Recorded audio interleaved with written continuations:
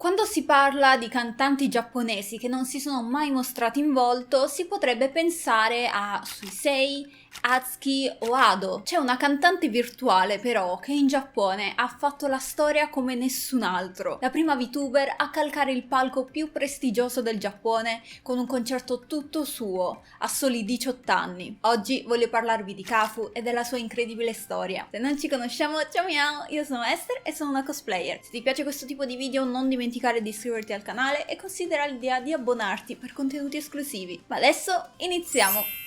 Sin da piccola Kafu era fan degli idol come Arashi e AKB48, passione trasmessa da un membro della sua famiglia, ma il suo primo grande amore sono stati gli Oni Works, un gruppo musicale composto da Gom e Shito, che hanno iniziato creando la propria musica tramite Vocaloid, ma che col tempo hanno collaborato con moltissime utaite giapponesi. Una tra queste è stata Sana, a cui Kafu piaceva tantissimo e che l'ha ispirata a diventare anche lei una cantante. Da lì la sua passione si è estesa ai Vocaloid e poi ai Radwimps, scoperti grazie al film Your Name. Sì, sono quelli che hanno cantato le canzoni del film. A soli 13 anni, Kafu inizia a pubblicare le sue prime cover su un'app di karaoke. Quale con esattezza non si sa, anche perché ne esistono varie. Io stessa ne usavo una chiamata Smule ed era molto divertente. Non sapremo mai se si sia trattato di puro talento, fortuna o entrambe le cose, ma le sue cover su quest'app hanno rapidamente attirato l'attenzione di un produttore chiamato Pied Piper, che lavora per la Kamitsubaki Studio, un'etichetta giapponese focalizzata su YouTube. Il contatto non è stato immediato. La giovanissima età di Kafu e la distanza dalla città rese il processo un po' lungo, ma l'anno successivo Pied Piper riesce finalmente a incontrarla e a spiegarle che può diventare una cantante anche senza mostrare il suo volto, rimanendo nell'anonimato. Lei sembra interessata, così fa una prova per la sua primissima sessione di registrazione, che conferma ogni aspettativa. La voce di Kafu possiede una qualità artistica grezza che incantava chiunque l'ascoltasse. Pied Piper affermò che Kafu in realtà non era particolarmente brava a cantare, anche perché non aveva mai studiato e non aveva nessun tipo di tecnica, ma la sua voce aveva qualcosa di speciale. Persino i tecnici dello studio rimasero sbalorditi dalla sua performance. Il 16 ottobre 2018, quindi a soli 14 anni, Kafu apre il suo canale YouTube. Fa video usando questo avatar dai capelli lunghi e rosa e il successo è immediato.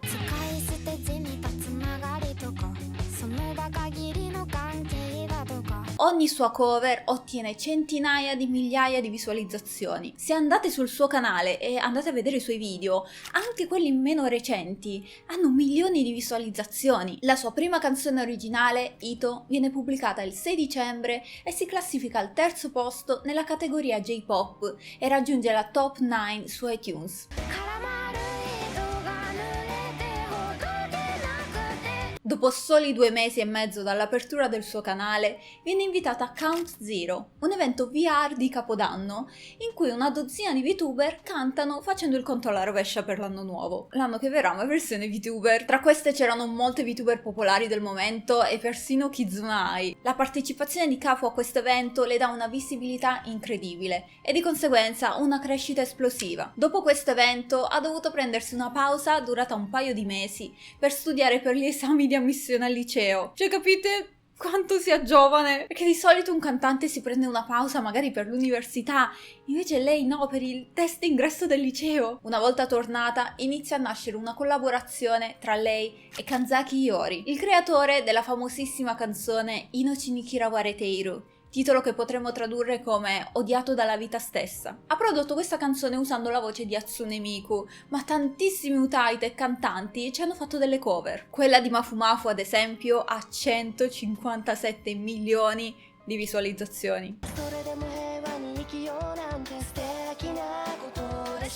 Essendo sotto la stessa casa di produzione di Kafu, quindi, Kanzaki Iori inizia a comporre per lei. I singoli escono a raffica e la cosa interessante è che hanno progettato questi album in modo da creare una storia, tipico dei produttori Vocaloid tra l'altro. Per esempio, il suo primo EP si intitola Flower and Heart, mentre il secondo è Flower and Answer. con la canzone Answer che richiama e risponde direttamente alle domande poste nel primo EP. Con questo approccio sono riusciti a costruire una storia nella musica e questo elemento di narrazione secondo me eleva il tutto a un'esperienza unica, davvero difficile da trovare altrove. I testi di queste canzoni esprimono con delicatezza i conflitti di un adolescente, dai sentimenti più oscuri alle emozioni di una ragazza innamorata. E Kafu dirà in alcune interviste di andare un sacco d'accordo con Kanzaki, che è un vero artista e che è sempre molto gentile con lei. Nemmeno un anno dopo il suo debutto, Kafu lancia un crowdfunding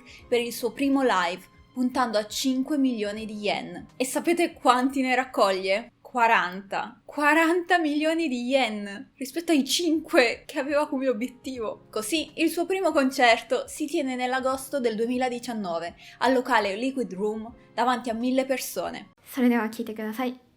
不可解。 Nel suo primo anno di carriera si esibisce su palchi, viene invitata a festival musicali, fa collaborazioni con grandi aziende e ottiene persino un'esposizione presso un marchio di grandi magazzini chiamato Parco. Con l'arrivo della pandemia purtroppo i concerti dal vivo vengono bloccati proprio quando la sua carriera stava decollando. Essendo però una cantante virtuale, l'era della quarantena si rivelò perfetta per la sua crescita online. Kafu quindi non si ferma, ma anzi continua a pubblicare nuova musica, esibendosi in live streaming gratuiti e consolidando la sua presenza digitale. Nel 2021, quando i concerti in presenza tornano possibili, Kafu raccoglie nuovamente fondi per un concerto ancora più grande, ottenendo 80 milioni di yen, anche questa volta superando l'obiettivo iniziale di quasi 3 volte. Ma il vero colpo di scena arrivò nel 2022, quando Kafu annuncia il suo concerto al Budokan. Dovete capire che il Budokan è letteralmente il sogno di qualsiasi artista in Giappone,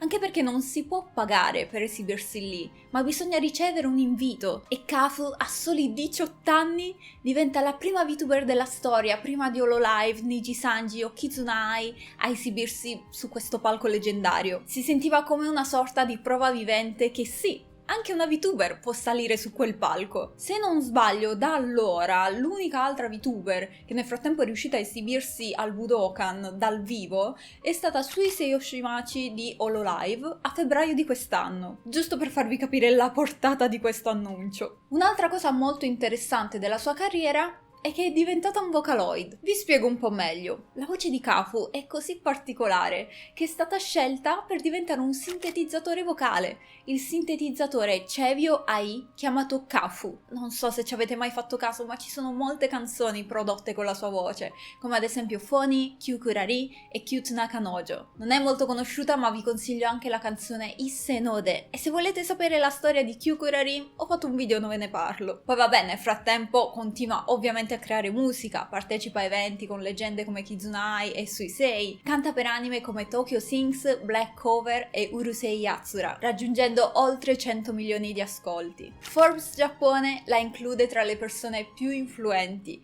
e la sua immagine compare persino al Times Square di New York. Adesso ha 20 anni, ma la sua strada è ancora lunga. Il suo obiettivo è diventare una cantante migliore. Vuole continuare a lavorare sodo per poter continuare a cantare per sempre. La vera domanda adesso è: ma perché proprio lei? Cosa ha reso Kafu così speciale? La sua è una storia davvero particolare. Niente è andato storto e il suo successo è stato davvero immediato. È stata quindi tutta fortuna? Secondo me si tratta un po' di entrambe le cose, ma parte del merito va al suo manager, Pied Piper. In molte interviste Kafu parla sempre benissimo di lui, dicendo che non aveva mai incontrato un adulto che le parlasse da pari a pari e che l'ascoltasse. È un grande lavoratore e ama il suo lavoro, l'ha sempre supportata, elogiando il suo canto e protetto la sua crescita, insistendo sull'importanza di vivere una vita normale e dedicarsi anche agli studi. In molti poi hanno speculato che le sue views